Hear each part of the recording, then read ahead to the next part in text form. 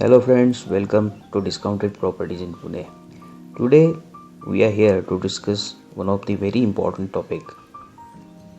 We are going to discuss today a real estate buying guide.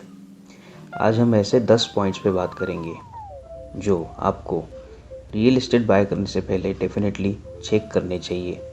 इसको आप real estate buying checklist ऐसे भी बोल सकते हो. So my first point is know about your location. दोस्तों, रियल एस्टेट बाय करने से पहले हमारा वर्क स्टेशन क्या है, वहाँ से जो आपका रियल एस्टेट प्रोजेक्ट आप बाय करने जा रहे हो वहाँ तक कितना डिस्टेंस है, कितने टाइम में आप पहुँच रहे हो, वो आप ज़रूर चेक करिए. क्योंकि आपको डेली आपके ऑफिस को आना जाना होता है, तो ये हेक्टिक नहीं होना चाहिए. तो location is a very important thing which should be near by from your workstation if the property that you are buying is for the end use. And if you are buying the property for investment purpose, then please check if it's a developing location so that it can give a very good return on investment in terms of rental as well as year to year rate increase. Second point is know about the builder. Flat खरीदने से पहले builder का track record ज़रूर check करिए कि इससे पहले जो भी प्रोजेक्ट्स बिल्डर ने बनाए हुए वो टाइमली डिलीवर किए हुए हैं क्या, उसका मेंटेनेंस जो कमिट किया हुआ था जितने टाइम के लिए वो उन्होंने अच्छे से देखा हुआ है क्या. एग्जिस्टिंग जो वहाँ पे लोग रह रहे हैं वहाँ पे आप इंक्वायरी करिए कि बिल्डर के साथ उनका आफ्टर सेल्स एक्सपीरियंस कैसा रहा, एग्रीमेंट को लेके, पोजीशन को लेके, ये सारी चीज़ें और कमिटमेंट्स जो बिल्डर ने की हुई थी वो स्मूथली सब प्रोसेस हुआ और सब कुछ कमिटमेंट्स जो थी वो सारी फुलफ़िल हुई है कि नहीं हुई है. क्योंकि ज़्यादातर हमें ऐसा देखने को मिलता है दोस्तों कि फ़्लैट बुक होने से पहले तो आपको बहुत अच्छी सी रॉयल ट्रीटमेंट मिलती है, मगर फ्लैट बुक करने के बाद आपको कुछ अलग एक्सपीरियंस आने की संभावना है. तो बिल्डर का ट्रैक रिकॉर्ड ज़रूर चेक करिए. और ये ट्रैक रिकॉर्ड चेक करने के लिए आप अगर किसी चैनल पार्टनर के थ्रू प्रॉपर्टी ले रहे हो तो आपका काम और भी आसान हो रहा है. क्योंकि चैनल पार्टनर जो है वो सिलेक्टेड डेवलपर्स के साथ ही काम करते हैं जिनका अच्छा ट्रैक रिकॉर्ड है. फिर बात आती है प्रोजेक्ट डिटेल्स की. This is the third point.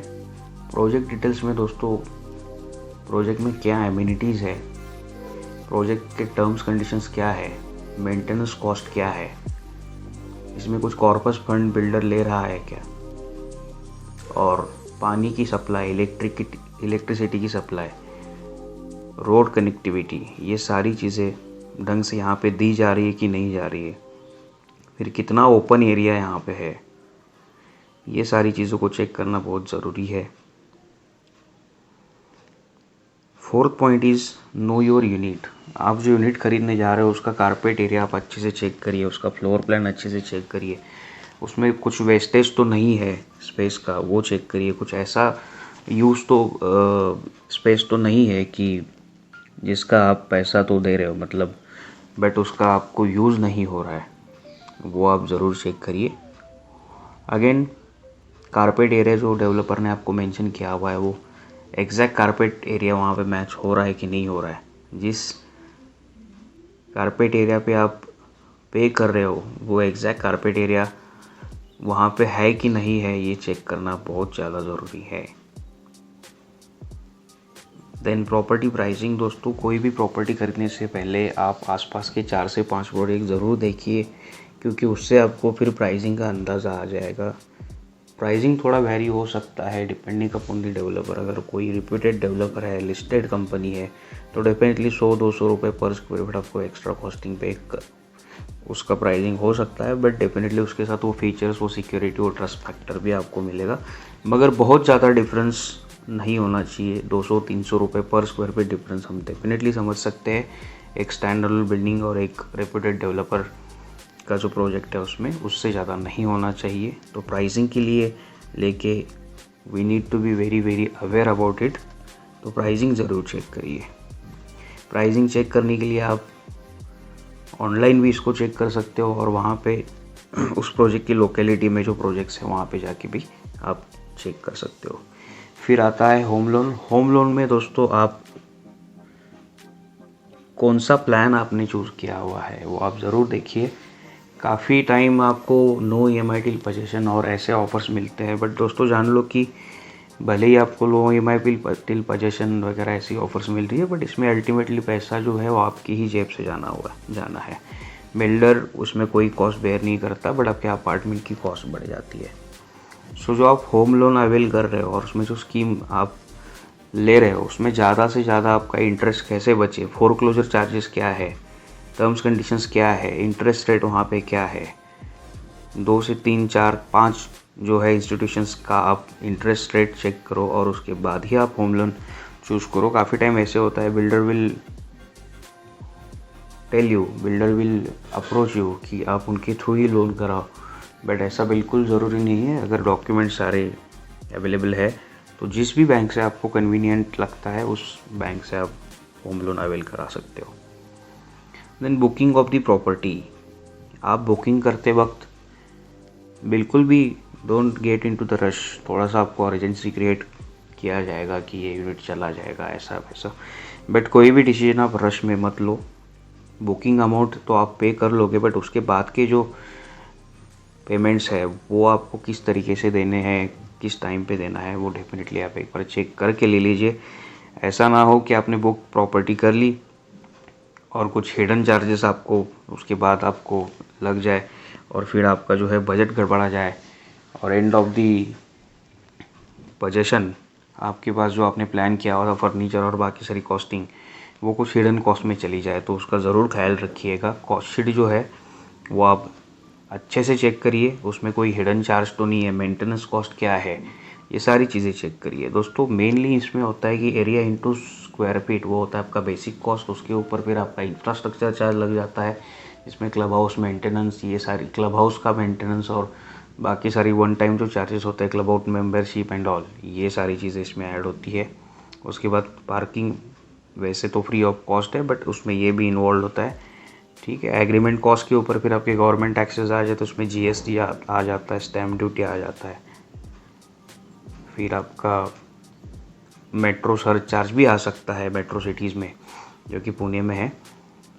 तो ये सारी चीज़ें और एड ऑन टू दैट आपको इसमें मेंटेनेंस भी पे करना पड़ता है। तो ये सारा प्रॉपर्टी कॉस्ट जो होता है वो पूरा कंप्लीट आप समझ के लो कि एग्जैक्ट आपको कितना पैसा देना है including government tax. CTC cost to customer जानना बहुत ज़्यादा इंपॉर्टेंट है, क्योंकि आपको कुछ ऐसे ही चार्जेस दिखाए जाते हैं कि जो आपको इजी लगे बाय करने में आपके बजट के हिसाब से, बट बाद में आपको समझ आता है कि ये भी हिडन चार्ज है, वो भी हिडन चार्ज है, तो वो आप तसल्ली करके ज़रूर ले लीजिए।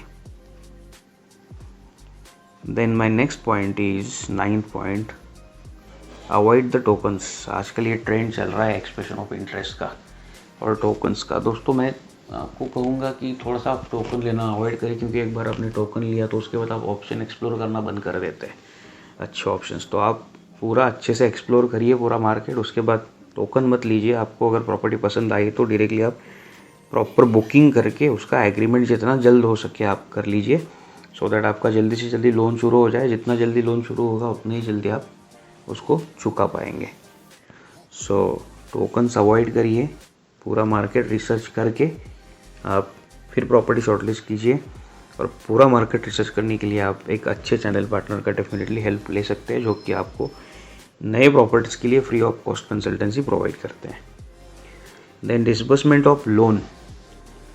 आपका जो लोन डिसबर्स हो रहा है बैंक से या फिर बिल्डर जो डिमांड कर रहा है, आप प्लीज़ चेक करिए कि जितना डिमांड आपको किया जा रहा है उतना कंस्ट्रक्शन असल में वहाँ पे पूरा हुआ है कि नहीं हुआ है, क्योंकि जैसे ही डिसबर्समेंट होती है आपका EMI बढ़ जाता है और आपका इंटरेस्ट उस डिसबर्समेंट में शुरू हो जाता है। अगर कहीं से आपके पास पैसे आ रहे हैं तो थोड़ा सा आप डिसबर्समेंट जो है 10 दिन 15 दिन 20 दिन आगे डाल के वो आप अपने पॉकेट से दे दो। उसका आपको हेल्प ये होगा कि आपका लोन का टेन्योर कम हो जाएगा और आपका बर्डन जो है वो जितना हो सकता है वो कम हो जाएगा। हो सकता है कि आपने 40 लाख का लोन लिया हुआ हो, बट कहीं ना कहीं से आपके पास 4 लाख 5 लाख 3 लाख रुपए आ गया और आपने ये टाइम टू टाइम अपने पॉकेट से आप भर रहे हो, तो definitely it will help your it will help in reducing your tenure as well as it will help in saving the interest cost as well. दोस्तों आखिरी पॉइंट है 10th point which is very crucial and important, that is a position timeline.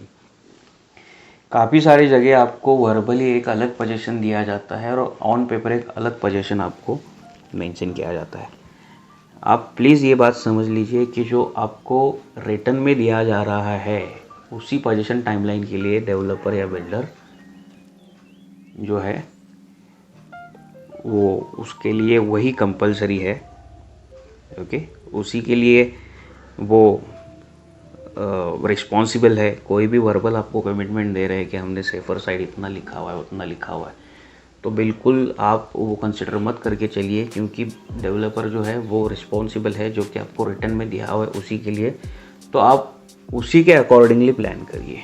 आप अभी फ़िलहाल rental पे रह रहे हो या फिर भले ही अपना आज खुद का घर है, बट आपने कुछ प्लान किया हुआ है कि मुझे यार इस डेट में मुझे शिफ्ट होने की ज़रूरत है या फिर इस डेट में मैं रेंटल में जो है एक्सपेक्ट करूँगा, तो वर्बल कमिटमेंट्स के हिसाब से अगर आपका प्लान आप करोगे तो हो सकता है कि इसमें थोड़ी गड़बड़ हो।